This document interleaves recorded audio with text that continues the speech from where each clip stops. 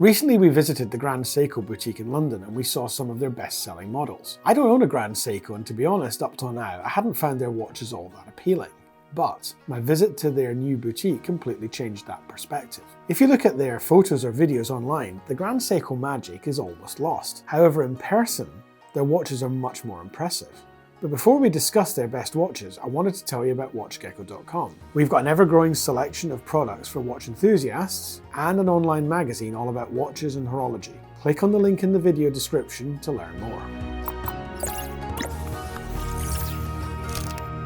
For a long time, the Grand Seiko Spring Drive Snowflake with reference number SBGA211 was their best-selling watch. The Snowflake was the model that appeared in most people's heads when someone mentioned Grand Seiko. The iconic white textured dial, 41mm titanium case, and spring drive movement. But in the past couple of years, things have changed and there's now a new reigning champion, the SBGA 413. The Shunbun Spring Cherry Blossom is a peculiar watch when seen in person, because of that pale pink dial. The dial colour and patterns are inspired by the cherry blossom season and how the blossoms fall into the water and create flower rafts. In real life, the dial appears to change from pink to silver.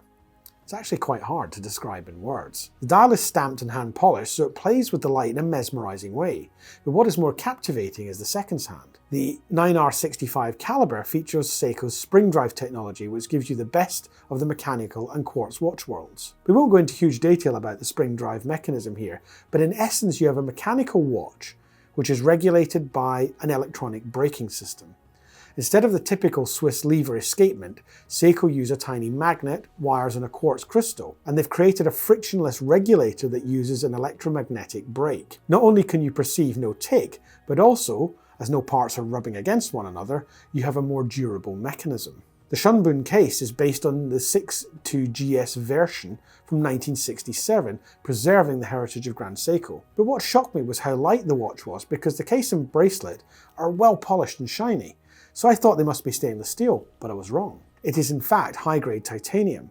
Seiko has designed their own special titanium which offers superior scratch resistance, and the polished surface catches the lights in the Grand Seiko way, similar to the dial markers and hands. I'm now beginning to understand why these watches are so popular with watch enthusiasts.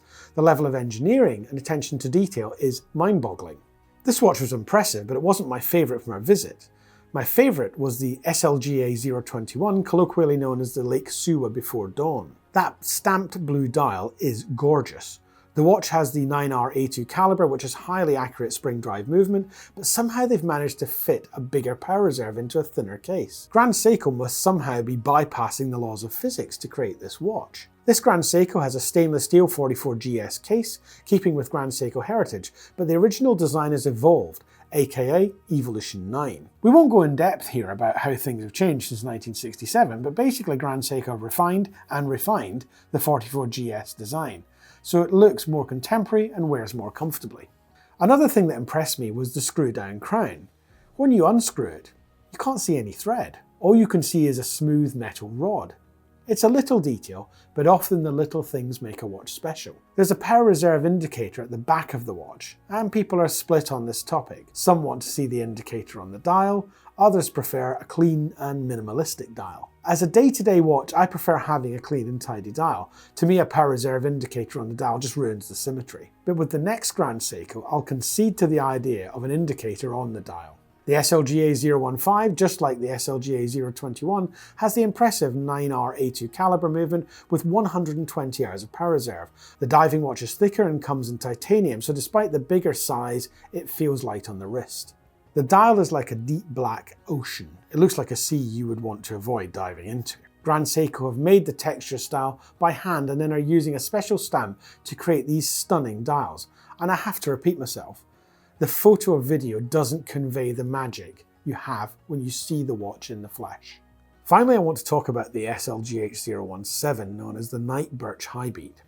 This isn't a spring drive model, but the Calibre 9 SA5 inside is still a very impressive automatic movement with an 80-hour power reserve. The watch has the Evolution 9 44GS case in high-intensity titanium, which is Grand Seiko's special titanium alloy, which won't scratch as easily as the regular titanium. The textured black dial is inspired by the moonlight darkness of the Highland birch forest near Grand Seiko studios in Japan. This model, as well as the rest we've seen, all seem more than the sum of their parts. Grand Seiko not only makes stunning watches from an engineering perspective, their in-house movements are just as impressive. The Night Birch has a 10 beat second hand, compared to a lot of other luxury watches, which are 8 beats per second. Grand Seiko's dual impulse escapement is efficient, and they've also made the whole movement slimmer than before. Not only do you get an incredibly smooth seconds hand, but the double barrel gives a solid 80 hours of power reserve. You can take your watch off on Friday, pick it up again on Monday, and it will still be ticking. Grand Seiko are definitely a watch enthusiast watch brand. I admitted at the start of the video that they weren't my cup of tea, but seeing them in person and getting to know Grand Seiko's philosophy and their level of engineering, I have changed my mind. Would I buy one now? I'm seriously giving it consideration. If Grand Seiko is a bit too expensive, we also had a look at some of the best Seikos that are much more affordable. Now, I almost bought one of their new Prospex models, but if you want to see which one, subscribe to the WatchGecko channel, because our Seiko video is coming soon.